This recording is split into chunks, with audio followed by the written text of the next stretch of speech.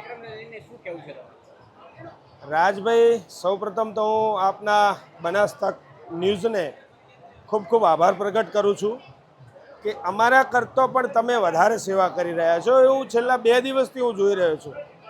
ભયંકર ગરમીની અંદર માનવ મહેરામણની વચ્ચે તમે દરેક ખૂણે ખૂણે પહોંચીને જે આ પ્રતિષ્ઠા મહોત્સવ કાર્યક્રમના જે યાદગાર ક્ષણો છે એને જીવંત તમે કરી રહ્યા છો. એ બદલ આપ મીડિયાનો, આપના મીડિયાનો અને સ્વતંત્ર મીડિયાનો પણ ખૂબ ખૂબ આભાર માનીએ છીએ. સાથે એટલું કહીશ કે ગઈકાલે કરતો પણ આજે મારા અનુમાન પ્રમાણે વધારે વસ્તી છે. વ્યવસ્થા પણ એટલી ઊભી કરેલી છે. ક્યાંય કોઈ પણ પ્રકારની અગવડ કે અગવડતાઓ પડે છે એવું મને લાગતું નથી.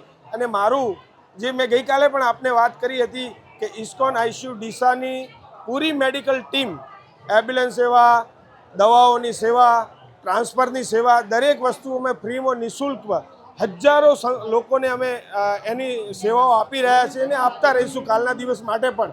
તો આપ જે સમગ્ર વિસ્તારના વિઝ્યુઅલ લઈ રહ્યા છો, આપનો ખૂબ ખૂબ આભાર. અને લોકો વધુમાં વધુ આ પ્રતિષ્ઠા મહોત્સવમાં પહોંચે એવા આપના પ્રયાસો છે, એવા દરેકના પ્રયાસો બને અને આપની આ ચેનલને વધારેમાં વધારે શેર, લાઈક અને વ્યૂ થાય એ બદલ પણ લોકોને હું અપીલ કરું છું. ખૂબ ખૂબ આભાર આપનો.